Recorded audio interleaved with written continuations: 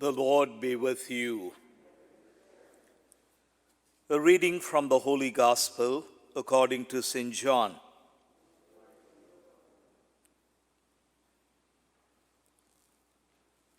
Jesus revealed himself again to his disciples at the Sea of Tiberias. He revealed himself in this way. Together were Simon Peter, Thomas called Didymus, Nathanael from Cana in Galilee, Zebedee's sons, and two others of his disciples. Simon Peter said to them, "I'm going fishing." They said to him, "We also will come with you." So they went out and got into the boat, but that night they caught nothing. When it was already dawn, Jesus was standing on the shore, but the disciples did not realize that it was Jesus.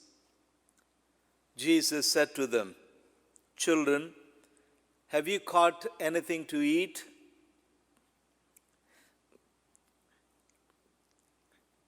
They answered him, "No." So he said to them, "Cast the net over the right side of the boat, and you will find something." So they cast it, and were not able to pull it in because of the number of fish. So the disciple whom Jesus loved said to Peter, "It is the Lord."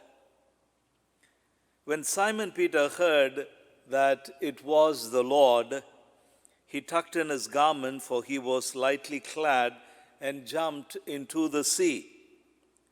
The other disciples came in by the boat, for they were not far from shore, only about 100 yards. They came dragging the net with the fish. When they climbed out on shore, they saw a charcoal fire with fish on it and bread. Jesus said to them, "Bring some of the fish you just caught." So Simon Peter went over and dragged the net ashore full of 153 large fish. Even though there were so many, the net was not torn. Jesus said to them, "Come, have breakfast." And none of the disciples dared to ask him, "Who are you?" because they realized it was the Lord.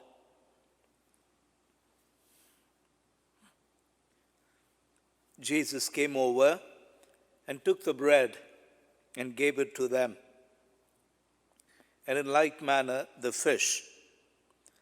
This was now the third time Jesus was revealed to his disciples after being raised from the dead.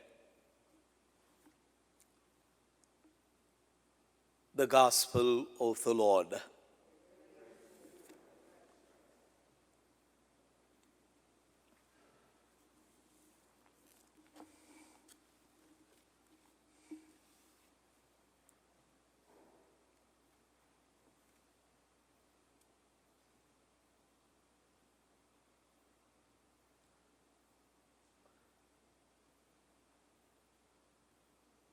When one needs to preach a homily on a passage of this sort, where does he begin and where does he end? It's so pregnant with meaning, laden with spiritual nuggets for our edification. The whole backdrop to this is this. The disciples abandoned the Lord, and he was crucified. And after he rose from the dead, still not believing in the resurrection, they actually decide as a group to go back to their former way of life. And that is the meaning of "I'm going fishing." Not a casual, "Well, I have a little time this afternoon, I'm going fishing." No. It means, I abandoned my boats and followed this man, and now I've come to my senses and I'm going back to my former way of life. Look at the height from which they have fallen. Well, it happens to you and it happens to me all the time. And when we fall from that height to which the Lord led us, what does He do? He draws us back to that memory, to that moment, to that experience, and says indirectly, look at the height from which you have fallen. That is how I look at the gospel of the day. And there is no anger, there is no frustration, there is no chiding or scolding on the part of Jesus. And notice how He kinds of rubs it in gently in His own way. Children, have you caught anything to eat? And He knows fully well that those guys by themselves can do nothing. Just like before. And so what does He do? He leads them to that same God experience of Him, hauling the net on the right side of the shore, boat, and hauling in more than a boat full of fish. And there is something else there for Peter, because Peter is the one who goes fishing first and takes the rest of the gang with him back to their former way of life. And what do they find on the shore? Charcoal. This is the only time you find charcoal in the whole of the scriptures, other than one other time. And when is that? When Jesus, after being betrayed, is led to the Sanhedrin, and John and Peter are outside, and Peter is alone warming himself, and John has managed to find his way in. You remember the time when Peter denies? And so when the Lord prepares the barbecue, it's of course to treat them, to feed them, to nourish them, but it is also to lead Peter to that moment of betrayal. And what does he do? You will read probably tomorrow or the day after tomorrow, Simon, son of Jonah, do you love me? And so notice this, the image of God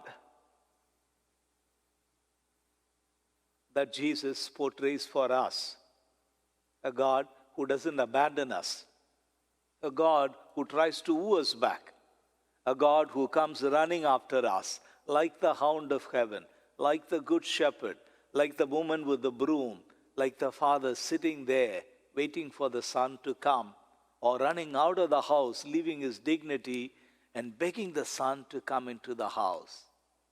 That is the God that we serve. Now, that is the God who raised Jesus from the dead. And He is the God who, in raising Jesus, has already raised us up. And that will be ours when the time is right. And so, let's look at the height from which we have fallen. And when in those moments of weakness or brokenness, we want to go back to fishing, to our former way of life, to what we left behind, as we read in Exodus, longing for the onions and flesh pots of Egypt and murmuring against Moses and God, we are that people. Let's remember the God who comes to draw us back unto Himself. Let's pause for a while and allow the Lord to gather us in Him.